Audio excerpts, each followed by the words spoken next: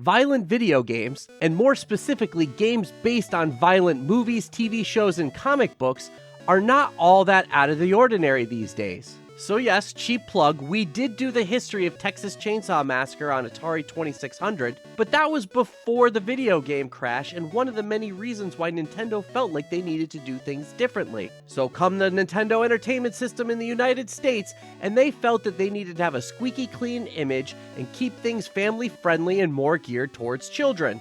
So while it wouldn't be out of the ordinary to find games in the arcade or on home computers based on R-rated content, here are 5 instances of strangely finding games on the Nintendo Entertainment System based on R-rated movies. But before we move on to the list, I do want to remind you that you can head on over to patreon.com/idreamofindiegames where you can learn how you can support us today. Yes, that will be able to give you multiple tiers that will fit your budget, and it will help us out both at I Dream of Indie Games as well as here at I Dream of Retro Games. First up on the list is a game that I'm sure most people are very familiar with, and that's Friday the 13th. Friday the 13th was a series of slasher movies about a hockey mask-wearing killer, and while yes, he didn't get that mask until part 3, that is the iconic imagery that most people know and what you will find in this game. Friday the 13th on the NES is not to be confused with the game that was on the Amstrad CPC, ZX Spectrum, or Commodore 64. It was its own game that was only released on the NES. It's not based on any particular movie, but being released in February of 1989 puts it as coming out just before Part 8, Jason Takes Manhattan, hits theaters. The image from the cover was taken from Part 7, and the title screen is directly the cover of Part 4. With all that said, everything else is really just kind of whatever they wanted it to be and doesn't really follow the series all that much, other than the fact that it still takes place on Camp Crystal Lake and you play as a bunch of counselors that are trying to take down Jason. Being published by LJN was probably a surprise to nobody watching this, as they were known for just churning out all kinds of licensed material. They were known for publishing Karate Kid, Jaws, Gotcha the Sport, TNC Surf Designs, Wood and Water Rage, and Major League Baseball, all before Acclaim even bought them. They went on to publish Who Framed Roger Rabbit, which we talked about in, yes, another cheap plug, our history of Mickey Mouse. They also had the Marvel license, Bill and Ted, WWF, and others that you might see in this video, or maybe even in future lists. LJN tapped developer Atlas to create Friday the 13th. At that point in time, they were a small new company that had only previously made 3 other games: Digital Devil Saga, The Karate Kid, and King of Kings. Atlas would go on to become a powerhouse in the RPG market, now owned by Sega and most famous for things like their Persona series. Friday the 13th has you play as one of 6 counselors at a time, 3 girls and 3 boys, each with their own strengths and weaknesses. You're going to travel around the camp fighting zombies, crows, and wolves, while collecting items and weapons, which are usually just a variety of knives. While the counselor aspect is definitely something along the lines of what you would see in a Friday the 13th movie, fighting the zombies, crows, and wolves is just really out of left field, but I guess there's not really a whole lot you could have done with just Jason. You'll spend a lot of time going through the woods, and you might get a little bit confused as to which way you need to go, even with the use of the map. Thankfully, there is a sound that lets you know when Jason is around, and if you're nowhere near him, you can switch to another counselor that might be closer. Jason can attack you out in the open, but for the most part, you're going to be searching through the cabins to find him, and when you go inside them, it becomes almost a 3D dungeon style. I was surprised to find that even still playing today, I still get some of that same anxiety that I would get as a kid, waiting for Jason to just pop out and get you. I know it's just a game, but there was just something about that sound whenever he would finally appear. A couple other differences between Friday the 13th, the movies, and the game is the fact that, well, infamously, Jason is purple, and he's actually going after and killing the kids, so as a counselor, you're trying to save them. In the movies, Jason is never going after children, he's just going after partying teenagers and the counselors that work at Camp Crystal Lake. The children are usually not even around, as it's before camp even starts. While it's not a well-designed game, there is still somewhat of a charm to it, and even though there's a lot of people who don't like it, I still find myself having fun playing it even today. But that could also just be some nostalgia talking. Next up on our list is Platoon, based on the 1986 Vietnam War film directed by Oliver Stone. At first, it might seem weird to have a Vietnam War movie be a video game, But then again, it just makes it so that you can make a game that's easily set up to tie into something where you run around and shoot stuff. Making $138 million at the box office on a $6 million budget, it was a huge hit, so of course you want to be able to make even more money. The film is based on Stone's experience from the war, and it follows a U.S. Army volunteer played by Charlie Sheen, serving in Vietnam while his platoon sergeant and his squad leader, Tom Berenger and Willem Dafoe, argue over the morality in the platoon and of the war itself. Yes, really definitely something that kids want to get into. Originally, Ocean developed a game that was published by Data East for home computers. It was then later ported in 1988 by Sunsoft. Since Ocean didn't directly have any involvement in the NES version of the game, I won't talk about them just yet, but hold on, they will be showing up later on in this list. Sunsoft, on the other hand, prior to making Platoon, were known for making games like Sky Kids, Spy Hunter, Freedom Force, and Blaster Master. At its heart, Platoon is an action game, but you will be walking through the jungles and have a bit of a maze to figure out where to go next. There's a bit of exploration, and the first task at hand is to find some explosives. You'll explore, being able to walk left and right, but some paths will show up to let you go up or down at various points, and the basic controls are up to jump, down to duck, B to fire, and A to grenade, and you will do this while fighting off the Viet Cong and avoiding their booby traps. The traps will kill you instantly, but otherwise you can take multiple hits before dying. When you die, you just take on the next member of the platoon, which effectively gives you the lives that you would expect in normal video games. After you find the explosives, you then have to find a bridge to blow it up. Then you move on to a village where you're searching for items that get you into the sewer, and then the sewer becomes more of a first-person dungeon type game. Kind of a running theme so far in the list, huh? I never played this game until I started doing research on it to make this list, and I found that I was able to have some fun with it. It definitely shows its roots of being a home computer game with things like the sewer levels, but it definitely doesn't make it a bad thing. It's just not like something you would typically have seen on the NES at the time. The shooting is a bit basic, but I did have some fun trying to explore and figure out which was the next way to go. Obviously now we have things like game FAQs that you could just look things up, but if you want to keep it old school, you can try to figure it out on your own and have some fun with that. And coming in at number 3 on this list, which I will remind you is in no particular order, is Darkman, which came out in 1991, based on the movie released in 1990 from director Sam Raimi, who you may know from the Evil Dead movies, as well as the Tobey Maguire Spider-Man trilogy. After grossing $48 million on a $14 million budget, of course it's gonna get some sequels, admittedly even if they were just straight to video, but you also got some comic books, action figures, and of course, video games. According to Wikipedia, Darkman was based on a short story that Raimi wrote that paid homage to Universal's horror films of the 1930s. The film stars Liam Neeson as scientist Peyton Westlake, who is brutally attacked, disfigured, and left for dead by ruthless mobster Robert Durant, after his girlfriend attorney Julie Hastings runs afoul of corrupt developer Louis Strack. After a treatment to cure him of his burn injuries fails, Westlake develops superhuman abilities which also have the unintended side effect of rendering him mentally unstable and borderline psychotic. Consumed with vengeance, he decides to hunt down those who disfigured him. Liam Neeson's Peyton Westlake was also working on a new synthetic skin to be able to give treatment for burn victims. Unfortunately, this synthetic skin could not handle being in light for too long and would eventually disintegrate. Fortunately for him, this new synthetic skin still will be able to give him, even with its time limitations, the ability to be able to be a master of disguise and sneak into these criminal organizations. While a dark and violent movie, you can see how something that is superhero based would be able to appeal to kids, so despite its R rating as a movie, it would make for a good video game. Published by Ocean, they were famous for the UK market, making conversions of arcade games on home computer, but they also made many licensed games.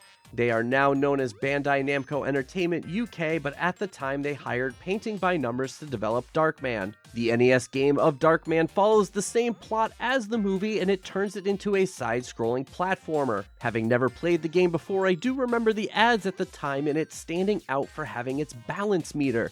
There are times that you'll be walking on tight ropes and you have to tap A and B, almost like playing Tony Hawk, to be able to keep your balance to walk across. Sadly, while playing it for doing the research on this list, I found that the physics were super slippery, like he's on ice, and the controls are just overall very poor. Darkman is a very difficult game with cheap hits and narrow jumping points. There is a variety of levels that are locations from the movie and even some mini games, but I just didn't have any fun while playing it and got very frustrated very easily. To give credit where it's due though, it does have a unique element of going into a photography mode to take photographs of the criminals so you can get their face to make new masks for the next level. And just to keep things interesting, I'm going to move on with a bonus entry on this list. While it was originally just supposed to be games that were released on the NES, I feel it's worth noting that there was a Game Boy version of Darkman that's a totally different game. The Game Boy version of Darkman, instead of being a platformer, is now more of a beat-em-up that plays very much like Double Dragon 2, complete with the left and right attack buttons. Once again, you're going to find locations based on the movie, including Chinatown, which for some reason has ninjas, but it leads to being able to play a better brawler, and I actually had way more fun, as weird as that is to say, playing this Game Boy version. It's not the best brawler, and heck, it's not even the best brawler available on the Game Boy, but it is something that you can still have some fun with, and it's something that I could even somewhat recommend for fans of the movie. Coming in at number 4 will be Predator, released on the NES in 1988. Based on the 1987 box office smash. Predator went on to make $98 million worldwide on a budget of just $15 to $18 million, and it led to many other sequels, spin-offs, comics, and video games. But in 1988, not even Predator 2 was a thing yet.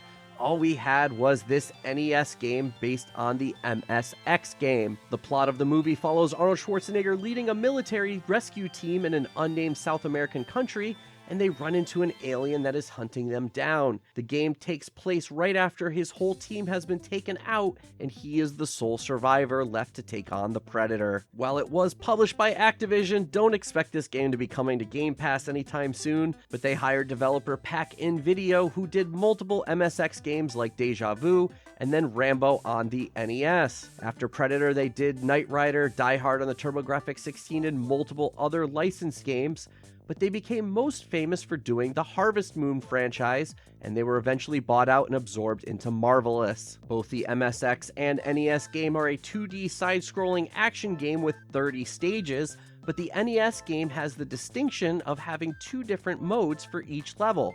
There's both the Jungle mode and the NES exclusive Big Mode. Jungle Mode is named as such because you are running around in a jungle trying to survive while running and jumping, fighting off gorillas and the creatures of that jungle. The NES exclusive Big Mode is named for its larger sprites where you run around shooting spheres to get weapons and then face the Predator at the end. These also act as checkpoints because you will start at the last Big Mode level whenever you continue. Each Big Mode level is pretty much the same, with the exception of the fact that the Predator's attack pattern will change. Other differences from the MSX version are the fact that you now have unlimited ammo, but you can only hold one weapon at a time. Also, Dutch wears blue in the MSX version, unlike the pink on the NES. The Japanese version of Predator does have different versions of levels where they have been redesigned or in a different order. For example, you do start the game off in one of the Big Mode levels. You are going to spend the majority of your time playing the jungle-based levels, and you will collect different weapons, and unfortunately the first one that you find is a grenade that's a super pain to use. I found myself getting very frustrated while playing this,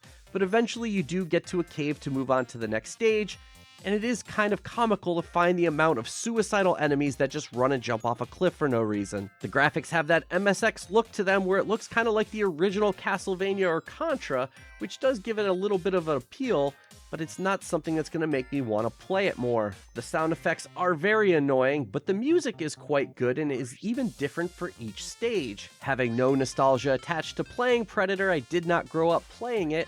It's really hard to recommend for anybody to play it in this day and age unless you are a die-hard Predator fan and just want to see all that you can experience. And the 5th game on our list, which, spoiler, would definitely be number 1 in my heart, would be 1989's RoboCop, based on the 1987 film of the same name. Directed by Paul Verhoeven and starring Peter Weller, Nancy Allen, and Red Foreman himself, Kurtwood Smith. But don't worry, you never get called a dumbass. It was released by Orion Pictures, and just fun little fact, when I was a kid, I saw Ocean Games and thought that it was the same as Orion Pictures because I was dumb. Making $53 million at the domestic box office on a $13 million budget, of course it would be followed by 2 sequels, a remake with another in the works, as well as comic books, 2 cartoon series, and 2 different live-action TV series, one that was canceled after 1 season, and the other a mini-series.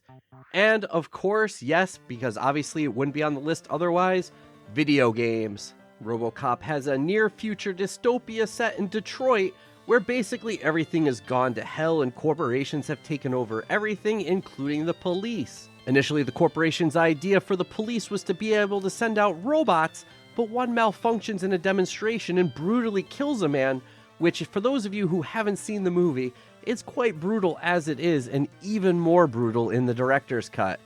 Definitely not kid stuff. Meanwhile, Officer Alex Murphy is transferred to the Metro West precinct, and while trying to take out notorious criminal Clarence Boddicker, is killed in the line of duty. They were able to take his body, though, and use his corpse to convert him into RoboCop, a heavily armored cyborg with no memory of his former life. Definitely one of the most violent movies that I saw as a kid. It's still made for a great video game because you have a nice, cool-looking robot. The NES version of RoboCop was published by Data East to be a port of their hit arcade game. To go for the third cheap plug of the video, Data East was popular for making games like Bloody Wolf, which we did a history of, as well as Bad Dudes and many others. The majority of their game library is now owned by mobile game company Gmode, which is a subsidiary of Marvelous, who also I just brought up.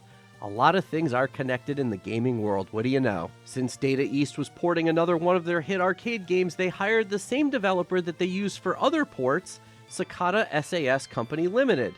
They did ports of Data East games for the NES like Burger Time, Karate Champ, Karnov, as well as making the game Werewolf the Last Warrior. As with most arcade ports at the time, there definitely were some concessions made, but it is still a 2D side-scrolling mix of beat 'em up and shooter. Sometimes while playing through the levels, your gun will be put away and you can only punch no matter which button you use, but other times you'll take your gun out and you will punch with B and shoot with A. Awkwardly, there is a block, but you have to hit the select button to do it, which just means you have to take your left thumb off the D-pad, so I rarely found myself ever using it. There are 6 stages to complete, and you do have unlimited ammo with your main gun, but you will find more powerful guns that have limited ammo throughout the game. You do have a battery that runs down as you move, but you will find batteries to recharge, and you can gain health back by eating baby food, just like he does in the movie. There is a bit of variety when it comes to the gameplay because sometimes you'll be able to fight different enemies that require you to not shoot civilians and you have to time your shots,